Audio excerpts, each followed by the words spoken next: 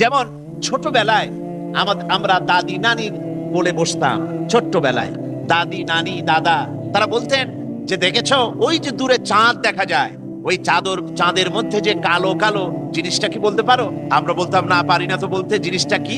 ওনারা বলতেন ওটি হচ্ছে একটি বটগাছ, ওর মধ্যে বসা আছে এক বুড়ি, সেই বুড়ি ওখানে বসে বসে সুতো কাটে, আর বাতাসের ঝোড়ো বাতাসে মাঝে মধ্যে সেই সুতো দুই একটা দেখাও যায় ছিন্ন হয়ে, যেগুলি এসে মহাশূন্যে পড়ে। খুব আশ্চর্য হতাম দাদি নানির মুখে শুনে, মনে করতাম ওই বুড়ি এত সুতো কাটে, কিন্তু খায় কি, সে রান্না করে কোথায়, এসব চিন্তায় একেবারে ব্যাকুল হয়ে পড়তাম। কিন্তু আমরা যখন বড় হয়েছি, লেখাপড়া শিখেছি, তখন দাদি নানির ওই সমস্ত কথা আমরা কি এখনো বিশ্বাস করি নাকি? কি বলেন, করি? আমরা ছোটবেলায় শুনেছি মুরব্বীরা বলতেন, তারা বলতেন ভূমিকম্প হয় কেন জানো? বলতাম না, জানি না তো। কয় যে ভূমিকম্প হয় এই পৃথিবীটা হচ্ছে গরুর শিংয়ের উপরে, তারপরে শিং ব্যথা যখন করে তখন এক শিংয়ের থেকে আর এক শিংয়ে পাল্টাবার সময় পৃথিবীটা প্রকম্পিত হয়ে ওঠে, তাই ভূমিকম্প হয়। মনে মনে ভাবতাম, বাপরে, গরুটা কত বড় আর তার শিং বা কত মোটা। একজন মৌলবী সাহেব তো বলেই ফেললেন যে কোরআন শরীফেও এর দলিল আছে যে গরুর মাথার উপরে পৃথিবী। বলে কিরকম? কয় যে আমাল হায়াতুদ দুনিয়া ইল্লা মাতাউল গরুর। নাউজুবিল্লাহি মিন যালিক। কোথায় কারুনকে গরুর বানিয়ে দিয়েছে। তো এখন বিষয়টা হচ্ছে যে আমরা কিন্তু এখন ওই কথা বিশ্বাস করি না। এখনো কি বিশ্বাস করি যে পৃথিবী গরুর মাথায়? কি বলেন, করি? করি না। সুতরাং বাপ দাদারা, ওই প্রাচীন কালের মুরব্বীরা কি বলেছেন তা যদি যুক্তির ধোপে না টেকে, কোরআন হাদিসের আলোকে না টেকে, তাহলে তা পালন করার কোনো জরুরত আছে বলে তো মনে করা যায় না। সুতরাং এই কথাগুলি যারা বলছেন যে আমাদের বাপ দাদা পূর্বপুরুষ তারা এরকম করতেন, তাই আমরাও এটাই করি, আসলে এর কোনো অর্থ হয় না। হযরত ইব্রাহিম আলাইহিস সালাম তাদের সব কথার জবাবে বললেন, ক্বালা আফারাইতুম মা তা'বুদুন আনতুম ওয়া আবাউকুমুল আকদামুন ফাইন্নাহুম আদুউল লি ইল্লা রাব্বাল আলামিন। তোমরা খামোখাই এগুলির ইবাদত করছো, তোমরা এবং তোমাদের পূর্বপুরুষরা যা করছো, এগুলি সব আমার দুশমন। ইব্রাহিম আলাইহিস সালাম বলছেন এগুলি সব আমার দুশমন, ইল্লা রাব্বুল আলামিন, একমাত্র তামাম বিশ্বের পালনকর্তা যিনি, তিনি হচ্ছেন আমার রব। তিনি তো সব প্রয়োজন পুরা করেন পৃথিবীর মানুষের। তিনি সেই সত্তা, আমার আল্লাহ হচ্ছেন, আমার রব হচ্ছেন, আমার মাবুদ হচ্ছেন সেই মহান সত্তাকে। আল্লাযী খালাকানি ফাহুয়া ইয়াহদিন, যিনি আমাকে সৃষ্টি করেছেন এবং আমাকে রাস্তা দেখিয়েছেন, চলার পথের দিশা দিয়েছেন। ওয়াল্লাযী হুয়া ইউত'ইমুনি ওয়া ইয়াসকিন, তিনি আমাকে পান করান, তিনি আমাকে আহার করান, আমার খাবার তিনিই দেন, আমার পানের ব্যবস্থা তিনিই করেন। তিনি আমার জন্য এই পৃথিবীতে তৃষ্ণা মিটাবার জন্য মিষ্টি পানির ব্যবস্থা করেছেন, আমার খাবারের জন্য এই শস্য শ্যামলী মাছ সৃষ্টি করেছেন, এই পৃথিবীতে ফসল উৎপাদন করেছেন, সেই ফসলের জন্য আবার আকাশ থেকে বৃষ্টিপাত করেছেন, বিদ্যুৎ চমকায় দিয়ে সেই পৃথিবীর মাটিতে আল্লাহ পাক আবার সারের ব্যবস্থা করে দিয়েছেন, সে ফসল পাকিয়েছেন রৌদ্রের তাপ দিয়ে, এত সুন্দর করে তিনি পানাহারের বন্দোবস্ত আমার করে দিয়েছেন তিনি। আমি যখন অসুস্থ হই, ওয়াইদা মারিদতু ফাহুয়া ইয়াশফিন, আমি যখন রোগাক্রান্ত হই, আমি যখন অসুস্থ হই, তখন ওই আল্লাহ রাব্বুল আলামিন আমাকে রোগ মুক্ত করেন। জোরে বলেন সুবহানাল্লাহ। রোগ মুক্তির জন্য কোন মানুষের কাছে, অর্থাৎ তুমি আমার রোগ ভালো করে দাও, ডাক্তারের কাছে যাওয়া যাবে, ওসিলা ধরা যাবে, কিন্তু আমার, ও বাবা আমার রোগ ভালো করো, মূর্তির কাছে, কোন কবরের কাছে, কোন জায়গায় রোগ ভালোর জন্য এভাবে বলা যাবে না। রোগ ভালো করার মালিক হচ্ছেন আল্লাহ রাব্বুল আলামিন। কিছু চাইতে হবে তো আল্লাহর কাছেই চাইতে হবে, সাহায্য চাইতে হবে তো আল্লাহর কাছেই সাহায্য চাইতে হবে। তাই আল্লাহ রাব্বুল আলামিন তিনি এমন এক মহান সত্তা, যিনি যা কিছু এই পৃথিবীতে আছে সব তার পক্ষ থেকেই আসে, তিনি সবকিছু দেন। ওয়া মা বিকুম মিন নি'মাতিন ফামিনাল্লাহ, তোমরা যত নিয়ামত পেয়েছো সব আল্লাহর পক্ষ থেকে। নিয়ামত কার পক্ষ থেকে? আল্লাহর পক্ষ থেকে। তোমার রোগ হয়েছে, আল্লাহর কাছে বলো। তুমি অসুস্থ হয়েছে, আল্লাহকে বলো, তিনি রোগ মুক্ত করে দেবেন। হযরত আইয়ুব আলাইহিস সালামের অসুখ হলো, অসুস্থতায় জরাজীর্ণ হলেন, অসুস্থতায় শেষ হয়ে যেতে লাগলেন, গায়ে পোকা হয়ে গেল, চামড়া গোশত গলে পড়তে লাগলো। তিনি সাহায্য চেয়েছেন কার কাছে? আমার বন্ধুগণ, বছরের পর বছর ধরে যখন তিনি রোগাক্রান্ত অসুস্থ, যখন গ্রামের লোকেরা বের করে দিয়েছে, জঙ্গলের ভেতরে দিনের পর দিন কাটাচ্ছেন অসুস্থ অবস্থায়, শরীরে পোকা ধরলো, জিহ্বায় পোকা ধরা আরম্ভ করলো। হযরতে আইয়ুব আলাইহিস সালাম আল্লাহ রাব্বুল আলামিনের দরবারে হাত তুলে মোনাজাত করলেন, বললেন, রব্বুল আলামিন, আমার শরীরে ব্যাধিতে ধরেছে, গায়ে পোকা ধরেছে, গোশত পচে যাচ্ছে, কোনো কথা বলি নাই, কিন্তু এখন তো আর না বলে পারি না, যেহেতু আমার জিহ্বায় পোকা ধরে গেছে। রব্বুল আলামিন, তুমি মেহেরবানি করে আমার জিহ্বায় পোকা দিও না, জিহ্বাটা অন্তত ভালো রাখো। তার কারণ হলো, আমার জিহ্বাটা যদি পোকা ধরে যায়, তাহলে তোমার মতো আল্লাহর জিকির আমি কি দিয়া করব? আল্লাহ রাব্বুল আলামিনের দরবারে রোগ মুক্তির জন্য পয়গম্বরের আল্লাহকে বলেছেন, সুতরাং রোগ মুক্তির জন্য আল্লাহ পাককে বলতে হবে। তিনি রোগ থেকে মুক্ত করবেন, তিনি ভালো করবেন, তিনি মন্দ করবেন, সবকিছুর মালিক হচ্ছেন তিনি। খায়রিহি ওয়া শাররিহি মিনাল্লাহি তাআলা, ভালো এবং মন্দ যা কিছু হয় সব আল্লাহর কাছ থেকে হয়। কার পক্ষ থেকে হয়? আল্লাহর পক্ষ থেকে হয়। এই জন্য এই কথাগুলি বোঝাবার জন্যই সূরা ফুরকানে এই আয়াতের মধ্যে আল্লাহ রাব্বুল আলামিন তাওহীদ এবং শিরককে স্পষ্ট করে দিচ্ছেন যে তাওহীদ হচ্ছে সেইটা যেটা মানুষ একমাত্র সমস্ত ব্যাপারে আনুগত্যের মস্তক অবনত করবে আল্লাহর কাছে, যা চাইবার সবটা চাইবে আল্লাহর কাছে, আর কারো কাছে না। আর কারো কাছে মাথা পাততে গেলে সেটাই শিরকের অন্তর্ভুক্ত হয়ে যেতে হবে, সবকিছুই আল্লাহ পাককে বলতে হবে। হাদিস শরীফে এসেছে, একজন মুশরিক রাসূল সাল্লাল্লাহু আলাইহি ওয়াসাল্লামের কাছে এসেছেন, এক কাফির, তার হাতে একটা ভাঙা মূর্তি। রাসূল সাল্লাল্লাহু আলাইহি ওয়াসাল্লাম তাকে প্রশ্ন করলেন, তোমার এই মূর্তিটাকে কে ভাঙল? লোকটি বলল যে, হে আল্লাহর রাসূল, এই মূর্তিটি হচ্ছে আমার খোদা, আমি এটাকে সব সময় বিপদ মুক্ত থাকার জন্য এটাকে আমার সাথে রাখি। তো এটাকে বগল দাবা করে আমি যাচ্ছিলাম, যাওয়ার পথে আমার ন্যাচারাল কল, প্রকৃতির ডাক, এতে সাপ পায়খানা জাতীয় কিছু একটা করতে হবে আমাকে।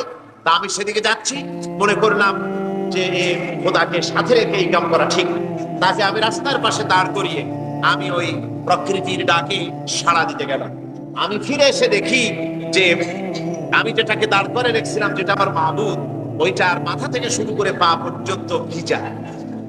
তা আমি মনে মনে ভাবলাম, নিশ্চয়ই কোনো পবিত্র পানি হবে, নইলে মাবুদের মাথা থেকে পা পর্যন্ত এত পানি আর কিসের পানি হতে পারে। এরপরে আমি মনে করলাম পবিত্র পানি, তো আমি একটু চেটে চুটে খেয়ে ফেলি। যখন আমি একে মুখ দিয়েছি, তখন আমি টের পেলাম যে এটা থেকে গন্ধ আসছে, আর কেমন জিহ্বায় টক টক মতো লাগে।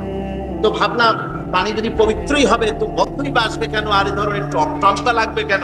আমি চিন্তা করলাম জিনিসটা, এদিক ওদিক তাকিয়ে দেখি দূরে একটা কুকুর দাঁড়িয়ে আছে, আর তার নিচের থেকে পানি ফোঁটা ফোঁটা পড়ছে। আমি তখন বুঝলাম যেটা কি বরকতের পানি। তখন মুশরিক লোকটি বলছে যে, আমার মেজাজটা এত খারাপ হয়ে গেল। আমি বললাম, তোরে আমি খোদা ডাকি, তুই কি খোদা না হুদা? তুই তো কিছুই না। কুত্তার পেশাব থেকে তোর নিজের শরীরকে তুই বাঁচাতে পারিস না, তো আমারই বিপদ থেকে রক্ষা করবি কি করে? এই কথা বলে ঠ্যাং ধরে এক আছাড় মারলাম, ভাগ্যা গেল নিজের ঠেকাইতে পর্যন্ত পারলাম। রাসূল সাল্লাল্লাহু আলাইহি ওয়াসাল্লাম এটা শুনে হেসে দিয়েছিলেন, এবং এই হাসিতে রাসূল সাল্লাল্লাহু আলাইহি ওয়াসাল্লামের দাঁত মোবারক দেখা গিয়েছিল। তো বন্ধুগণ, বিষয়টি হচ্ছে আল্লাহ পাক খুব স্পষ্ট করে বলছেন যে ওরা আমাকে ছেড়ে দিয়ে যাদেরকে ডাকে, ওদের কোনো শক্তি নাই, ওরা নিজেরা সৃষ্ট, ওরা কিছুই সৃষ্টি করতে পারে না। ওরা, আল্লাহ কত পরিষ্কার করে বলছেন যে ওয়ালা ইয়ামলিকুনা লিআনফুসিহিম দাররা ওয়ালা নাফা, ওরা নিজেদের কল্যাণ অকল্যাণের কোনো এখতিয়ার রাখে না। ওই মূর্তির গায়ে পেশাব করলো, ছেড়ে দিবার না। কুত্তা তো দূরের কথা, ছোট্ট প্রাণী মাছি যদি ওদের মাবুদ, যেটাকে ওরা পূজা করে, ওই মাবুদের নাকে বসে যদি মুখের ভিতরে পায়খানা করে, অথবা ওদের সামনের খাদ্য খাবার গুলিতে মাছিতে পড়ে যদি নষ্ট করতে থাকে, তো এতগুলি হাত ওদের সাথে আছে, একটা হাত বা একটা আঙ্গুল নাড়া দিয়ে একটা মাছিও কি উড়িয়ে দেওয়ার ক্ষমতাটা রাখে? কি বলেন, পারে? পারেন। আল্লাহ বলেন, কোনো ক্ষমতা এদের নাই। তোমরা খামোখাই রোগ মুক্তির জন্য, রুজি রোজগার বৃদ্ধির জন্য, চাকরির প্রমোশনের জন্য, সন্তান লাভের জন্য এসব কৃত্রিম মাবুদ তোমরা বানিয়ে নিয়েছো। নাউযুবিল্লাহি মিন যালিক। শুনুন, হযরত ইব্রাহিম আলাইহিস সালামের একটা তার পিতার সঙ্গে কথোপকথন, আল্লাহ পাক কোরআনে কারিমে শিরক থেকে বাঁচার জন্য এই বাপের সঙ্গে ছেলে কথা বলছে, এই কথাগুলিকে আল্লাহ পাক কোরআনে কারিমে কোট করলেন। আল্লাহ পাক এই ব্যাপারে বলছেন, إذ قال إبراهيم لأبيه وقومه ما تعبدون। হযরত ইব্রাহিম আলাইহিস সালাম তার পিতাকে এবং জাতিকে প্রশ্ন করলেন যে তোমরা কিসের ইবাদত করো, তোমাদের মাবুদকে, তোমরা কার গোলামি করো, কার দাসত্ব করো, কাকে তোমরা ডাকো, কার কাছে তোমরা প্রয়োজন পুরা করার জন্য হাত পাতো। ওরা বলল قالوا نعبد أصناما فنظل لها عاكفين। আমরা মূর্তি পূজা করি এবং ওই উপাসনালয়, ওই মূর্তির কাছে গিয়ে দিন রাত আমরা পড়ে থাকি, মূর্তির কাছে সব সময় আমরা পড়ে থাকি, তার ইবাদত করি, তার কাছেই আমরা আমাদের যা প্রয়োজন আমরা তার কাছেই চাই। আল্লাহ রাব্বুল আলামিন বলেন, হযরত ইব্রাহিম আলাইহিস সালাম প্রশ্ন তুললেন তাদেরকে, قال هل يسمعونكم إذ تدعون। তোমরা যখন ওদেরকে ডাকো, তোমাদের ডাক কি ওরা শোনে? আও ইয়ানফাউকুম আও ইয়ানফাউনাকুম আও ইয়াদুররুন। তোমাদের ডাক শুনে ওরা কি তোমার কোনো উপকার করতে পারে? তখন এরা বলছে না, আসল ব্যাপারটা তো তা না। আসল ব্যাপার হচ্ছে ওরা আমাদের ডাক শুনে কি শুনে না, আমাদের কল্যাণ করতে পারে কি পারে না, এটা তো আসল বিষয় না। বলে আসল বিষয় কি? আসল বিষয় সম্পর্কে তারা বলছে, ক্বালু বাল ওয়াজাদনা আবাআনা কাযালিকা ইয়াফআলুন। আমরা আমাদের বাপ দাদাকে দেখেছি এইরকম করতে, তাই আমরাও করি। বাপ দাদারা এরকম করতো, তাই আমরাও এরকম করি। আমি বিভিন্ন জায়গায় কথা বুঝাতে গিয়ে এরকম বলি যে বাপ দাদারা যা করেছেন, যুক্তির ধোপে যদি তা না টেকে তাহলে সেটা মানতেই হবে এমন তো কোনো কথা নাই। যেমন হাঁস সৃষ্টি করেছেন, হাঁস সৃষ্টি করে তাকে আবার পানিতে সাঁতার কাটাবার সাঁতার শিক্ষা দিয়েছেন। এ সাঁতার কিন্তু কেউ শিক্ষা দেয়নি। হাঁসের সাঁতার কে শিক্ষা দিয়েছেন বলুন? আল্লাহ পাক। মুরগির বাচ্চা, এই বাচ্চাটা ডিম থেকে বেরোবার পর তাকে, সে একটু বড় হয়েছে, এই অবস্থায় যদি তাকে পানিতে ছাড়েন, সে কি সাঁতরায়া কিনারে আসতে পারবে? পারবে না। কিন্তু হাঁসের ডিমের থেকে বাচ্চা তুলে যদি বাচ্চা বেরোলো, এরপরে যদি তাকে পানিতে ছাড়েন, সে ডুবি কি বাসি মরি কি পড়ি কোনো না কোনো কায়দা করে কিনারায় চলে আসবে। কাজেই এই হাঁসকে সৃষ্টি করা হয়েছে, তার সাঁতারের ব্যবস্থাও করে দেওয়া হয়েছে। মৎস্যকে সাঁতার কাটার শিক্ষা দেওয়া হয়েছে, পাখিকে ওড়ার শিক্ষা দেওয়া হয়েছে। আবার প্রত্যেকটি জিনিসকে, সাপের হিংস্রতা, বাঘের ক্ষিপ্রতা, এমনি করে প্রত্যেকটি জিনিসকে সৃষ্টি করে তার সব কিছুর তাকদীরকে, তার চলার পদ্ধতিকে আল্লাহ রাব্বুল আলামিন নিয়ন্ত্রিত করেছেন, পন্থা শিক্ষা দিয়েছেন। তার উন্নতি, তার উত্থান, তার শক্তি সবকিছুকে আল্লাহ পাক সঠিকভাবে ঠিক করে দিয়েছেন। এরপর আল্লাহ পাক বলছেন, ওয়াত্তাখাযু মিন দুনিহি আলিহাতান লা ইয়াখলুকুনা শাইআন ওয়া হুম ইউখলাকুনা ওয়া লা ইয়ামলিকুনা লিআনফুসিহিম দাররান ওয়া লা নাফআন ولا يملكون موتا ولا حياة ولا نشورا। লোকেরা এই আল্লাহকে ছেড়ে দিয়ে, আল্লাহ পাক বলছেন, লোকেরা এই আল্লাহকে ছেড়ে দিয়ে এমন সব মাবুদ গ্রহণ তারা করে নিয়েছে, লা ইয়াখলুকুনা শাইআন ওয়া হুম ইউখলাকুন। তারা যাদেরকে মাবুদ বলে মেনে নিয়েছে, স্বীকার করেছে, তারা কিছুই সৃষ্টি করে না, বরং তারা নিজেরাই সৃষ্ট। তো মানুষগুলি এভাবে করে এমন সব মাবুদ তারা বানিয়ে নিয়েছে, আল্লাহ বলছেন ওরা কোনো ক্ষমতা রাখে না, ওরা কিছুই সৃষ্টি করে না, বরং ওরা নিজেরাই সৃষ্ট। আমি আগেই বলেছি, কোরআনে কারীমের এই সূরাটির নাম হচ্ছে ফুরকান, এবং গোটা কোরআন শরীফের নামই হচ্ছে ফুরকান। এটার অর্থ হলো হক এবং বাতিল, সত্য এবং মিথ্যা, কল্যাণ এবং অকল্যাণ, মঙ্গল এবং অমঙ্গলের মধ্যে পার্থক্য সূচিত করে দেয়া। রাসূল পাক সাল্লাল্লাহু আলাইহি ওয়াসাল্লাম পৃথিবীর বুকে এসেছিলেন এই কাজের জন্যই। পৃথিবীতে ভুয়া ইলাহে ভরে গিয়েছিল, একজন ইলাহের পরিবর্তে বহুত ইলাহ ছড়িয়ে পড়েছিল, অনেকগুলি খোদা প্রতিষ্ঠিত হয়ে পড়েছিল। এই সমস্ত শিরক থেকে মানুষকে, বিশ্ববাসীকে মুক্ত করার জন্য, এই শিরকের অন্ধকার থেকে মানুষকে বাঁচাবার জন্য আল্লাহ রাব্বুল আলামিন রাসূল পাক সাল্লাল্লাহু আলাইহি ওয়াসাল্লামকে পৃথিবীতে প্রেরণ করেছিলেন এবং কোরআনে কারীম দিয়ে পথ দেখিয়েছিলেন। আজকে আমি যেখান থেকে আলোচনা করব সেখানে এই শিরকের কথা আসবে এবং অন্যান্য প্রসঙ্গ আসবে। আলোচনা করতে গিয়ে যখন যে প্রসঙ্গ আসবে আমি ইনশাআল্লাহ যতটুকু সম্ভব আমি আলোচনা করব। তবে একথা আমার খেয়াল থাকবে, প্রচন্ড শীত পড়েছে, অনেক দূর দারাজ থেকে লোক এসেছেন, তারা যেন নিরাপদে যার যার ঘরে ফিরে যেতে কোনো কষ্ট না হয়, কোনো চিন্তা না আসে, সেজন্য সময়ের দিকেও আমরা লক্ষ্য অবশ্যই রাখবো ইনশাআল্লাহ। আর আল্লাহর কাছে তো গতকাল দোয়াই করেছি, যারা বাড়িঘর ফেলে মাহফিলে আসেন আল্লাহ যেন তাদের বাড়িঘর এবং মাল সামান যা তার আছে, গবাদি পশু, অন্যান্য সম্পদ যা তার ঘরে সে ফেলে আসে, আল্লাহ যেন নিজে তা হেফাজত করেন। সবাই বলুন আমিন। এবং সকলের যাতায়াত যেন আল্লাহ পাক আসান করে দেন। এখন আমি ওখান থেকে আলোচনা করছি। মাওলানা এই শীতের কথা বলে সংক্ষেপ করতে চাচ্ছেন, আপনারা কি সংক্ষেপ করতে রাজি? আলহামদুলিল্লাহ।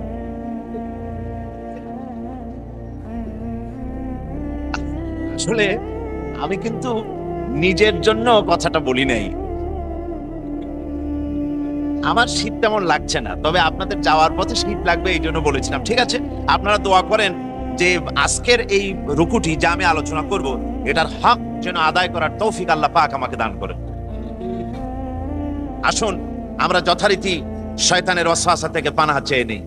আউযু বিল্লাহি মিনাশ শাইতানির রাজীম।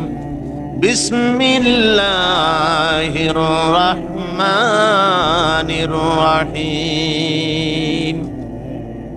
تبارك الذي نزل الفرقان على عبده ليكون للعالمين نذيرا الذي له ملك السماوات والأرض ولم يتخذ ولدا ولم يكن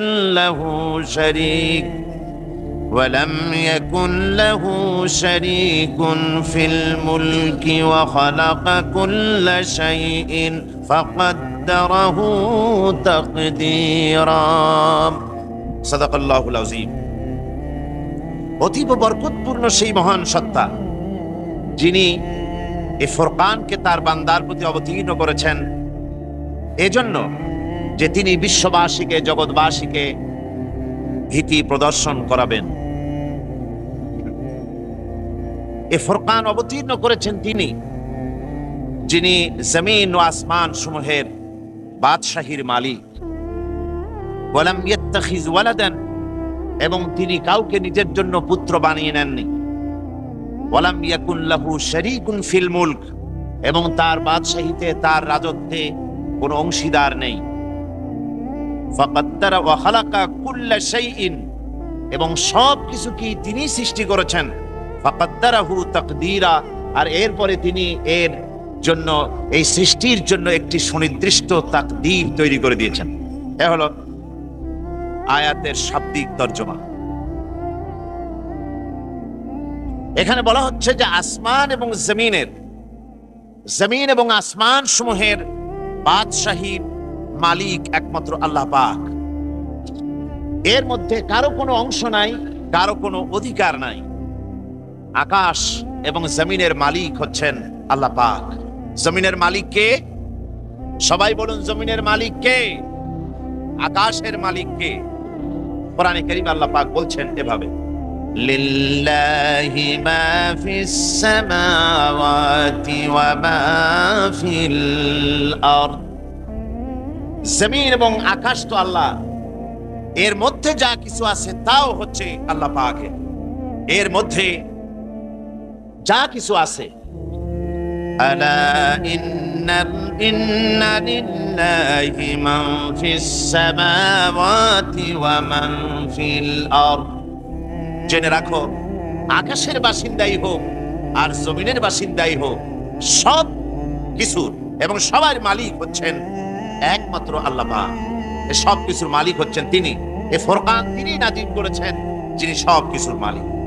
তিনি কাউকে ওয়ালাম ইয়াত্তাখিজ ওয়ালাদান, তিনি কাউকে নিজের পুত্র বানায় নেননি।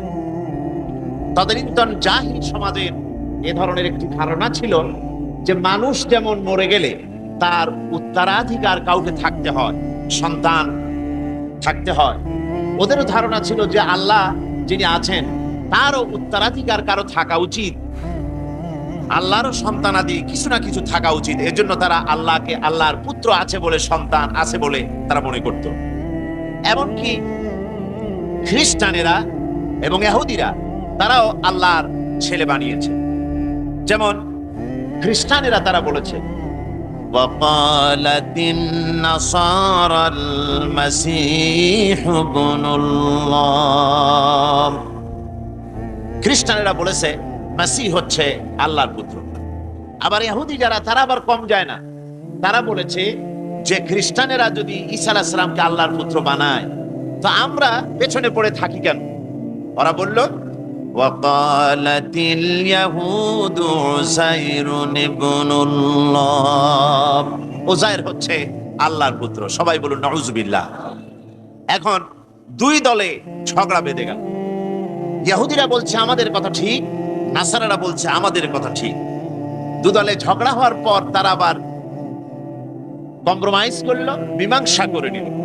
সে মীমাংসাটাও আল্লাহ পাক কোরআন শরীফে শোনাচ্ছেন যে ওরা মীমাংসাটা এভাবে করলো وقالت اليهود والنصارى نحن أبناء الله, শুধু ঈসা শুধু উজাইর এ দুজনই আল্লাহর পুত্র হতে যাবে কেন? আমরা ইহুদিরা আর নাসারেরা আমরা সবাই মিলে আল্লাহর পুত্র অথবা আল্লাহর পৌত্র, নাতি পুতি, আমরা আল্লাহর খুবই ঘনিষ্ঠ, আল্লাহ পাকের ভালোবাসার পাত্র আমরা।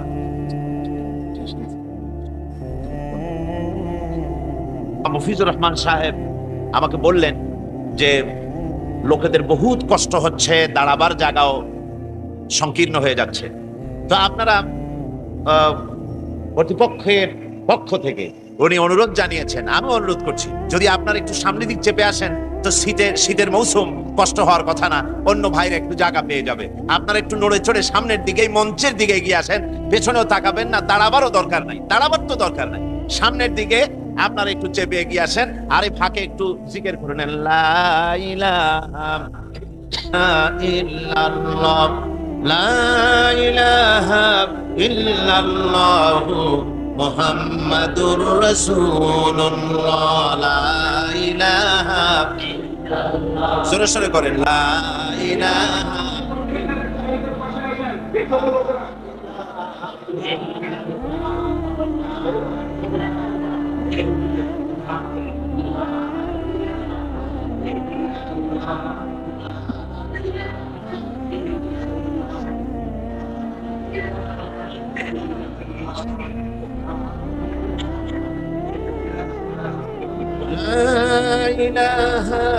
ইল্লাল্লাহ, মুহাম্মাদুর রাসূলুল্লাহ। ভাই এত সময় তো দেওয়া যাবে না, তাড়াতাড়ি করে বসেন, তাড়াতাড়ি বসেন, আর দাঁড়িয়ে থাকবেন না। আর যারা দাঁড়িয়ে ছিলেন ফাঁকে আপনারা জায়গা করে নেন, বসে পড়েন। ওরা ইহুদিরা এবং নাসারারা তারা বাড়তে বাড়তে এত দূর বেড়ে গেল, তারা বলল যে আমরা যত গুনাহ করি না কেন, যত পাপ করি না কেন, আমাদেরকে আল্লাহ পাক জাহান্নামে দিবেন না। আর জাহান্নামে যদি আমরা যাইও তো অল্প সময়ের জন্য, বেশি সময় আমাদেরকে জাহান্নামে থাকতে হবে না। ওরা এইভাবে করে এই কাফের বেঈমানেরা আল্লাহর পুত্র সন্তান বানাবার ব্যর্থ চেষ্টা করেছে। আল্লাহ রাব্বুল আলামিন বলেন ওয়াকালু ইত্তাখাযাল্লাহা ওয়ালাদান সুবহানাহু বাল লাহু মা ফিস সামাওয়াতি ওয়াল আরদ কুল্লুন লাহু কানিতুন। আর আল্লাহ রাব্বুল আলামিনের সন্তান আছে, পুত্র আছে যারা বলে, আল্লাহ বলেন এর থেকে আল্লাহ পাক পবিত্র, আল্লাহর কোনো পুত্র নাই, কোনো সন্তান নাই, বরং আকাশ ও জমিনের একমাত্র মালিক হচ্ছেন তিনি, এবং যা কিছু সৃষ্টি আছে আল্লাহর সব আনুগত্যের মস্তক তার সামনে অবনত করে দিয়েছে। এই কাফেরেরা একদিকে বলতো যে আল্লাহর ছেলে পেলে আছে, আবার এমন কথাও বলতো যে যত ফেরেশতার কথা শোনা যায় এই সমস্ত ফেরেশতা হচ্ছে আল্লাহর মেয়ে। জোরে কর নাউজুবিল্লাহ। আল্লাহ পাক এ কথার প্রতিবাদ করলেন। কোরআনে কারীমে রব্বুল আলামিন বলেন, আলাকুমুল যাকারু ওয়া লাহুল উনসা তিলকা ইযান কিসমাতুন দিজা। কি হে, তোমরা সমস্ত পুত্রগুলি তোমরা নিজেদের জন্য নিয়ে গেলে আর মেয়েগুলি সব আমার ভাগে ফেলে দিলে, এটা কি ধরনের ভাগ করলে তোমরা? মানুষেরা আল্লাহ রাব্বুল আলামিনের এভাবে পুত্র বানিয়েছে, সন্তান বানিয়েছে। আল্লাহ পাক বলেন আমার কোনো পুত্র নাই, আমার কোনো সন্তান নাই। সূরা ইখলাসের ভিতরে কথাটি আল্লাহ পাক একদম পরিষ্কার করে দিয়েছেন। আল্লাহ রাব্বুল আলামিন বলেছেন, কুল হুয়াল্লাহু আহাদ। পড়েন সবাই, কুল হুয়াল্লাহু আহাদ আল্লাহুস সামাদ লাম ইয়ালিদ ওয়া লাম ইউলাদ ওয়া লাম ইয়াকুল লাহু কুফুয়ান আহাদ। আল্লাহ বলেন, নবী আপনি বলে দেন আল্লাহ এক এবং একক, তিনি নিরঙ্কুশ, তিনি বেনিয়াস, তিনি কারো মুখবিক্ষী নন, তিনি কাউকে জন্ম দেন নাই, তাকেও কেউ জন্ম দেয়নি। আকাশ আর জমিনে আল্লাহ রাব্বুল আলামিনের সমকক্ষ কেউ নাই। জোরে বলেন সুবহানাল্লাহ। তিনি এক, তিনি একক, তিনি নিরঙ্কুশ, তার কোনো সন্তান নাই, তার কোনো স্ত্রী নাই। আল্লাহ রাব্বুল আলামিন এরপরে তিনি বলছেন যে আমি তোমাদের জন্য আল্লাযী লাহু মুলকুস সামাওয়াতি ওয়াল আরদ ওয়া লাম ইয়াত্তাখিয ওয়ালাদান ওয়া লাম ইয়াকুন লাহু শারীকুন ফিল মুলক। তার রাজত্বের ভিতরে কোনো অংশীদার নাই, কেউ নাই, কোনো অংশীদারিত্ব তার ক্ষমতার মধ্যে নাই।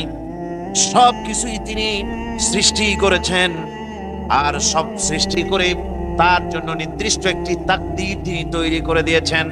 অর্থাৎ সবকিছু সৃষ্টি করেছেন, আর সৃষ্টির পর তার চলার পদ্ধতি, তার খাওয়ার, তার আহারের, তার আত্মরক্ষার সব কিছু কি আল্লাহ পাক ঠিক করে দিয়েছেন।